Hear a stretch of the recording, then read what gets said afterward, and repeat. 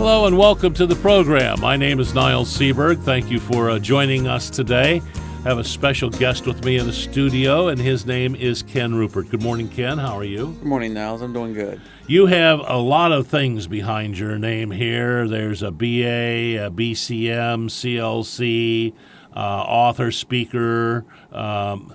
You're quite an accomplished gentleman. I work hard to get out my message. Yeah, I've done a lot over branding for the last couple of years.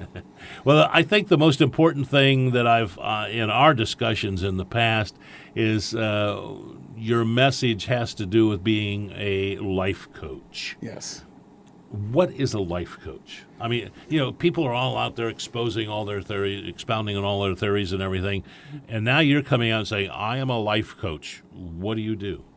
Well, when you think about a football team, and a young boy who starts off in the Pee Wee leagues and works his way through high school and then goes into college and then gets into the pros, all along that path he has coaches. And the coaches are looking at his mechanics and they're trying to make sure his foot placement is right because they want him to be as accurate as he can be in order to win the game. And he doesn't just have one coach. You'll have the head coach, then you'll have a strength and conditioning coach, you'll have a quarterback coach, you'll have an offensive coordinator. There's all these different people who are pouring into this person to make that person the best performer they can be.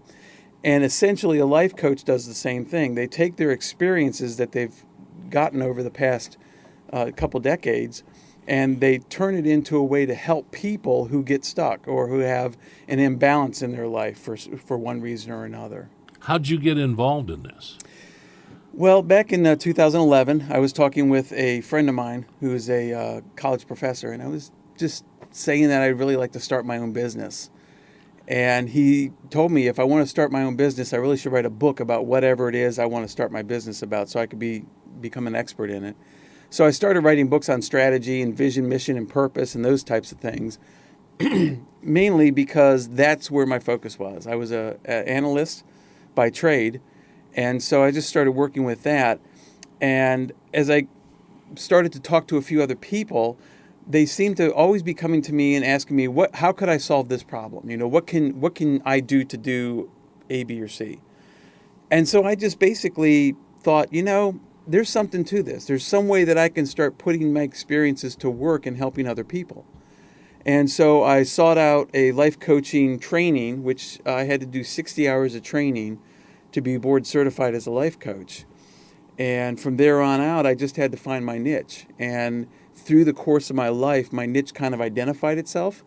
I have a special needs son and a father with Alzheimer's, and I just really have a passion for helping people create balance, because when you have those kind of situations, there's an imbalance between managing life and providing care.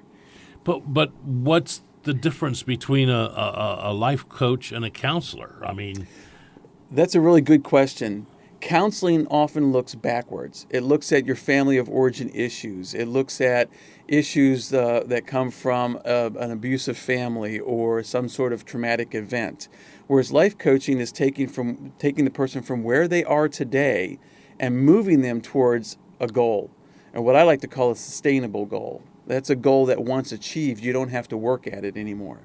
But life is a process. And so that goal, although it's sustainable once you get there, what you're finding is that you never really accomplish it until you're standing at the end of your life and you're able to look back and say, my life stood for exactly what I wanted it to stand for. And without a vision, it's impossible to do that. You mentioned, it's hit you really close at home in the fact with your special needs son Daniel, and then you mentioned your father has Alzheimer's. Had you gotten into this life coaching area when all these things? Well, of course, Daniel was born that way, but your father, with Alzheimer's and everything, it was onset. Had you already started this life coaching area when all these things begin to get on you? No, actually, it's very interesting the way that panned out. Daniel was born in 2001, and from the beginning we knew something was wrong. We didn't know what. And at that point, I was not even interested in life coaching, didn't even really know what it was. I was just focused on my career and providing care for him. And then, like I say, around 2011, so he was 10 years old, we had been through 2 or 3 surgeries already by then, and we knew the stress of 24-hour rotating shifts between my wife and I at the hospital, because somebody always had to be there in order to, take care of the medicine, make sure that his care was appropriate for what he was going through. And it just kind of struck me that, there's something here. It changed me. I wrote my book, Empathy, strictly focused on learning how to set aside our life or our preferences and come along somebody who's hurting and walking with them into a point of restoration. And that's what life coaching really is. It's, the life coach sets aside their preferences, the things that they want to do, and they're walking alongside other people who are hurting and bringing them to a place of restoration. So that book kind of mirrors the pattern of what I do in life coaching. And then your dad comes down with Alzheimer's. Yes, and that's where I really realized that I had a gift for coaching, because my mom was in a complete state of confusion. She didn't know what to do.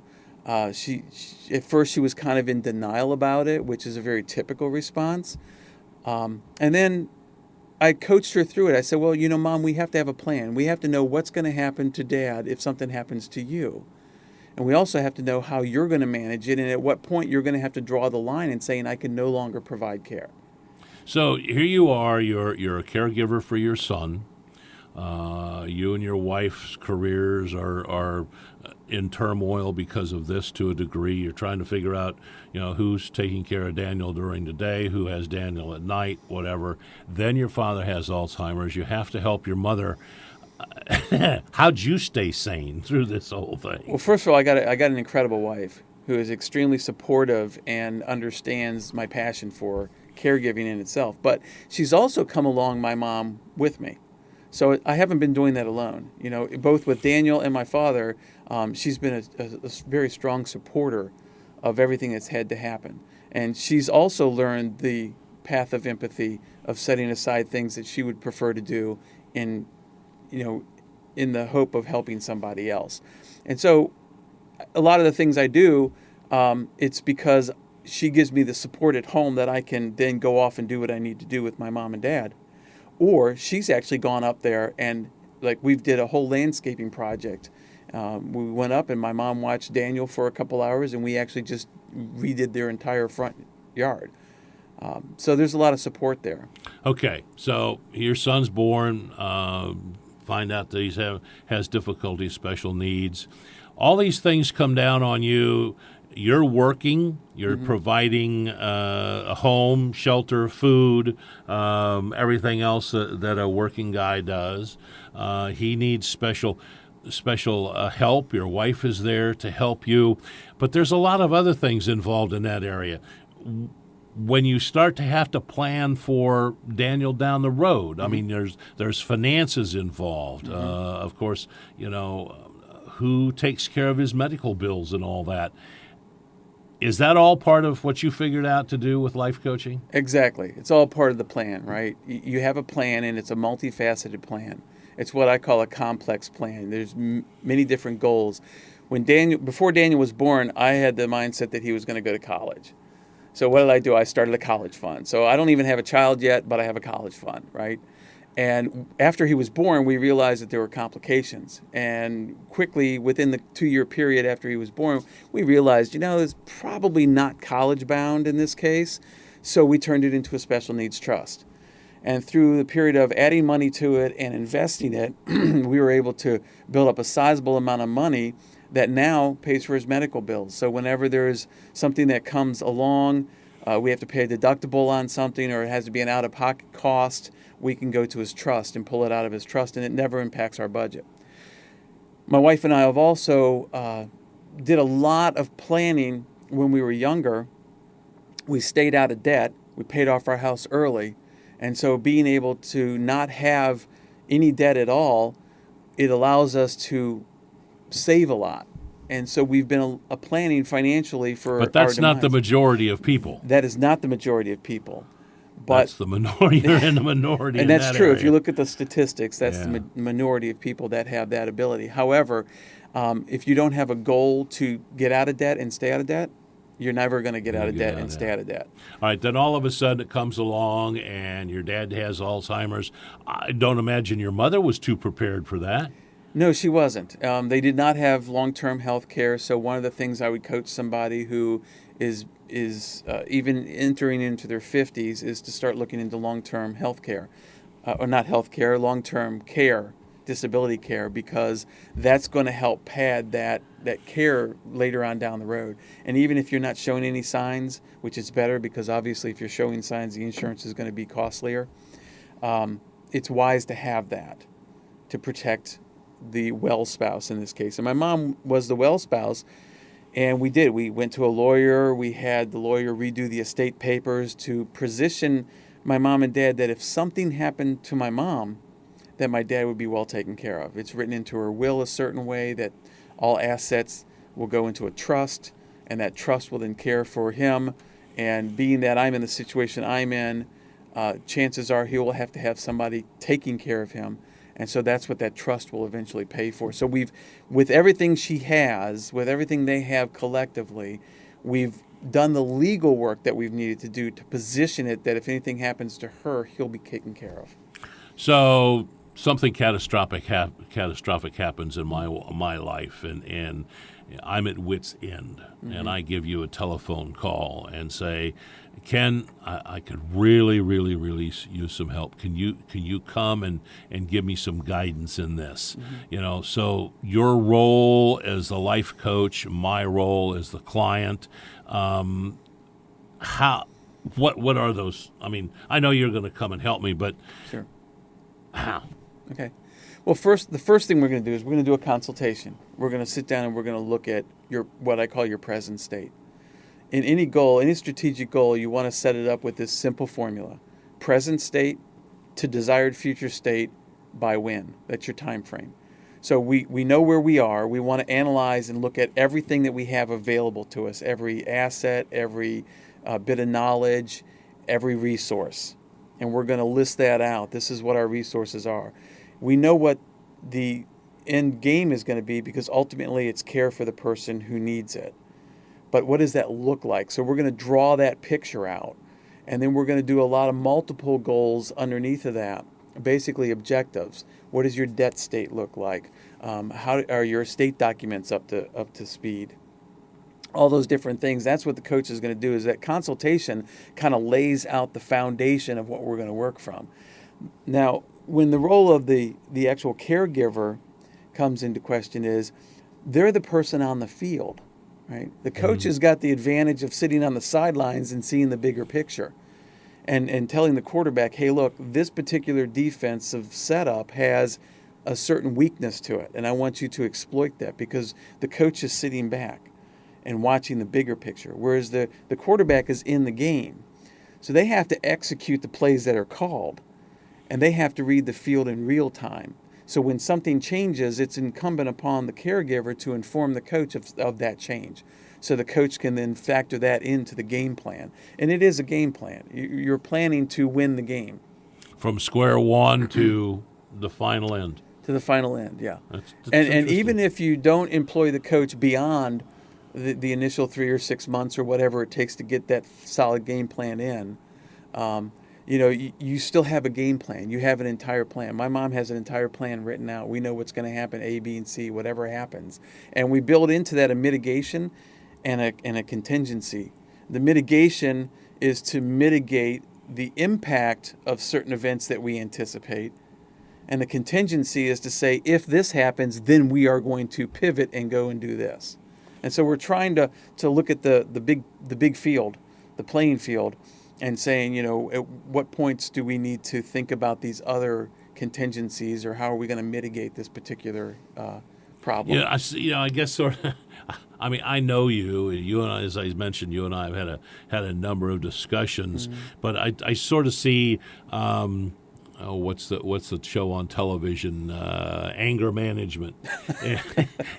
And here's this room of people, and there you are sitting in your chair, and these people, have the gold coins falling out of their pocket, and you're espousing all these things. Isn't that a little bit for the wealthy folks? It's really not. There is a different dynamic. So a lot of coaches, you'll hear they'll be like marketing coaches or executive coaches, and certainly they're going after people who obviously have deep pockets. But in caregiving, it's different. Caregiving has to consider the financial factor. So as much as we try to set a price, we also understand that the most important thing is working with the spirit. And that's what I kind of focus on. So I've worked with people pro bono, where there's just no way. I have literally but you can't put food on the table doing that. Well, and that's the reason why I have a day job. Oh, all right. Right. I have a day job. I work 9 to 5. I'm an analyst for a biotech company right now. And so it keeps benefits on the table for my son, and it keeps our income. And so So you literally don't lose your day job. Exactly. I don't lose my day job. Yeah. I do a lot of my casework on the weekends or at night. So is that your niche then? The caregiver? Yeah. Yes, absolutely. It's the care. I went to a conference in 2013 in Tennessee, and I met with Dwight Bain. Dwight Bain, at that time, was the director of the AACC, or not the AACC. I'm sorry, the International Christian Coaches Association, the ICCA. And I was lucky enough to get 30 minutes with him. And I sat down for 30 minutes, and he kind of said, "Tell me your story." And he basically was giving me a coaching session. Okay. And he coached me. And at the very end, I said, I just don't really know which direction to go. And he kind of looked at me with his little cell phone in his hand. He was looking down at his cell phone. And he said, "I think you know where you need to go." And that's when it hit me. Yes, you're right. I have a very unique niche in caregiving. And there is going to be a balance in helping people and ministering to the soul and the spirit, and at the same time, being able to give them hope, because that's what it's really about when it comes to caregiving. Do you find that when you go out and you talk to people and helping them, being a life coach and helping them, does it also help you internally with your specific situations? I'm sure it does, because I'm a person that needs to talk often to think. And so I like to talk out problems. Yeah. And when I'm working with people, it's that talking out of problems that sometimes there's that little aha moment that I get. Okay. And something that, because there's not a caregiver out there that doesn't struggle with something. It would be disingenuous to say that a caregiver has it all together, because they really don't. So we all have problems that we have to deal with. And I found that having a plan and a vision, mission, and purpose. I actually have a VMP statement for my family. So as a family, sorry, what does that mean? VMP is a vision, mission, purpose statement. Okay. And that is a statement that basically just lays out what we stand for as a family. So the vision is where we're going, the mission is what we're doing, and the purpose is why are we doing it. Wow. Yeah, in talking about being a life coach and a caregiver, I mean, there are so many different types of giving care. Mm-hmm. There's the type where with your son who's special needs. There's a type with your father who has Alzheimer's. But there's also the type where the young people and babies, the husband is caring for the wife and the baby. All of a sudden, this is just, it's thrust on him, even though it's been 9 months going along, where the wife has had major surgeries over a number of major surgeries over the course of a year and a half, or 2 years. Those are can be extremely hard on oneself. I mean, Yes. you just all of a sudden you're saying, what in the world am I going to do? And people have a tendency sometimes not to think about those things and turn to other things to find solace, like alcohol, drugs, and things like that. Yeah. Can you help them over that? So those issues, the alcohol issues and the medicating behavior, what we call them, those are counseling issues. Okay. Those are definitely counseling that's issues. different than life coaching. That is different than life coaching. If somebody comes to me and says, look, first of all, let's look at this. There is no college degree in caregiving, right? There's nursing degrees. Mm-hmm. But when you're talking about the personal impact of going from a spouse to a caregiver, or from a parent to a caregiver, meaning that something drastically has changed. It happens rather quickly, and there is no training for it. So all of us caregivers are trying to kind of figure this out as we go along. And we needed that network and support of people that come alongside of us and have been there, have done that in some form or fashion. The dynamics of caregiving will change from situation to situation. You know, you could be caring for a parent with Alzheimer's, a child with special needs, or these days a wounded warrior. Oh, right? yeah, okay, sure, that you makes have sense. this different types of caregiving, but I can almost assure that the emotions that are experienced in the circumstances are very much the same. But you see, a lot of us have the idea when we talk about a caregiver. I mentioned the scenario of a husband and they just had a baby, or a spouse has had some major surgeries. And, that's some short-term stuff. You also, a caregiver is a nurse in the hospital, or a nurse in an assisted living facility or something along that, and a doctor. We don't always consider ourselves caregivers until, boom. Yeah. That time that it happens. Yeah, and it's instant. And you're thrust into these things. And there's no training for it. You're not prepared for it. What you tend to find is that you do what you have to do in order to mitigate the current circumstances. Eventually, you wrap your mind around it. That's where we have a problem with denial, and we have a problem with anger because, quite honestly, guys absolutely. respond Sure. to caregiving, and this is a very interesting dynamic, differently than women. And everybody's like, well, women that's are a nurturers, no-brainer. so... But what women do is they overcommit to the caregiving role. Oh, really? So what happens is they start to push everybody else out of the role. So the husband can feel lost, especially when there's a child involved, because the husband wants to participate, but if the woman overcommits to the role, she starts doing everything and starts pushing the husband out, which is a dynamic that's difficult for a guy to handle. Now let's look at the guy. The guy comes into a caregiver role, and what's the first thing that happens to him is there's a problem here. And guys are problem solvers. But this is a problem that can't be solved. So now the guy is dealing with a set of emotions that he doesn't quite understand, and he can't solve the problem. As a consumer, I mean, one thing is, you hear you and I are sitting and we're talking about life coaching. That's what you do. How, as a consumer, can I make sure that when I'm investigating the need, somebody who can help me in this particular area, how do I know that you're legit and not necessarily got your hand in my pocket? Well, that's a real good question, right? You definitely, you are hiring a life coach. Yeah, well, You have every right to. Now I'm a life coach. I've just decided I want to be a life coach, and I'm going to go and help somebody and charge them thousands of dollars. I'm no more a life coach than the man in the moon, but, how can you tell? Well, you really do. You have to know their story. You have to see them live it. I mean, people who are marketing coaches, look at their clientele. Ask for references. Marketing coaches should be the top of the top, right? I mean, if you're talking about marketing a business, I don't want somebody who just threw up a sign on their door saying that they're a life coach that deals with marketing and trust my business to them. I want to interview them. I want to find out their past. I want to understand, do they live and do what they do? A lot of people do associate themselves with, for instance, health coaches. This is very famous for health coaches. They'll go out and associate themselves with a business that has a product. And they become a marketing arm of that product. But they're allowed to call themselves a life coach because they're doing some sort of coaching. But the money goes back to a business, to a company that then cuts them a royalty or some sort of commission. So you have to do your due diligence. And I understand that caregivers are really vulnerable. And so if a caregiver feels uncomfortable, I will not work with them because I don't want to cause more imbalance in their situation. But like we said in the beginning of our discussion, life coach, you've got people who are motivators that are, quote, call themselves life coaches.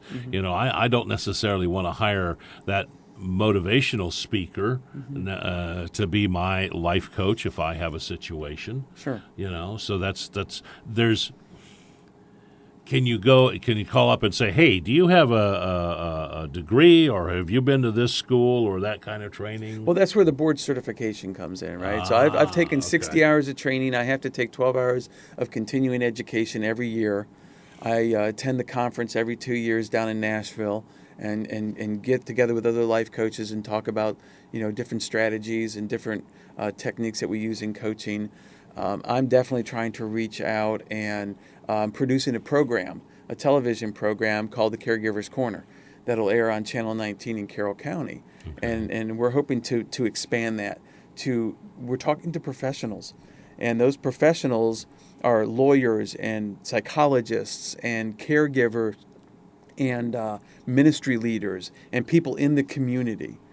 We're running out of time. Okay. I want to get to one other thing. You're also an accomplished writer. Yes. You've written a number of books that have to deal with life coaching also? Yes. One of the aspects of coaching that I do is financial coaching. Financial coaching in the sense of building stability. So we're talking about debt reduction. We're talking about how to position yourself financially to be able to do what you have to do. So I've written a lot of books on vision, mission, purpose, and I've written a lot of books on goals and how to structure your goals. I just released one called The Change Quotient, which is actually a workbook that will help work the person through by answering a bunch of questions, about 200-page book, and it will help them build a vision, mission, and purpose. So yes. Let's now. How can people get in touch with you? What's the best way? I have a website. They can go to kenrupert.com. It's very simple. It's my name, kenrupert with 1p.com. On there, I have a link to my coaching page. I also have a link to my men's network, and the men's network is mentoring, encouraging, nurturing, and strengthening. Or they can call my cell phone number at 301-802-0741. It's spelled R-U-P-E-R-T, only one P, Rupert. Correct. And again, it's kenrupert.com. Yes. We don't always have to put the www and all that stuff in front of it Not anymore. anymore. Just type it in, kenrupert.com. And, your phone number is 301, lost my vision here, 802-0241 is yours. Yes. Ken, it's been a pleasure. Definitely. It's been very interesting. I've learned a lot. I hope our listeners learn a lot and give you a call. Can they get a hold of your books through your website also? They're on the websites, and they also at Amazon.com. Okay. So if you had one thing, we got about 45 seconds left, one thing to say to our listeners about caregiving, being a life coach, what would it be? Caregiving is not easy. And when you have the situation where you need other people to walk alongside of you, don't try to do it on your own. Doing it on your own is going to be more than most people can handle. So get some people around you that you can trust and that will walk with you. That's great. Ken Rupert, he's a life coach. You can contact him at 301-802-0741 or online at kenrupert.com. I'm Niles Seaberg. Thank you for joining us.